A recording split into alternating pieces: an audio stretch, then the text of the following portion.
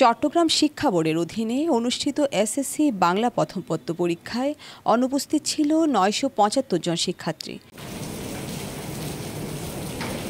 ১১৫টি কেন্দ্রে মোট ৯৩,১৪৪ জন পরীক্ষার্থীর মধ্যে অংশ নিয়েছেন ৯২,১৬৯ জন। অনুপস্থিত ছিল ৯৭৫ জন পরীক্ষার্থী।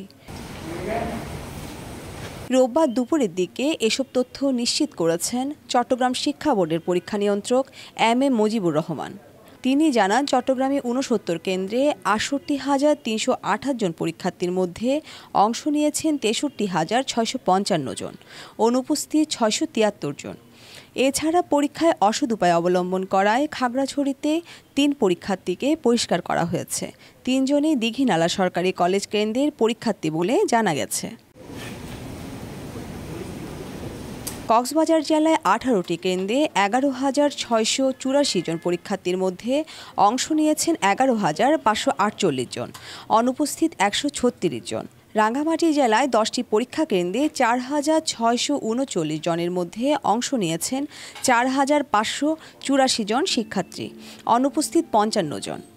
খাগড়াছড়ি জেলায় 10টি কেন্দ্রে ৫,২৯৯ জনের মধ্যে পরীক্ষায় অংশ নিয়েছে ৫,২৫৪ জন এবং অনুপস্থিত ৪৫ জন। বান্দরবান জেলায় 8টি পরীক্ষা কেন্দ্রে ৩,১৯৪ জনের মধ্যে অংশ নিয়েছেন ৩,১২৮ জন এবং অনুপস্থিত ৬৬ জন।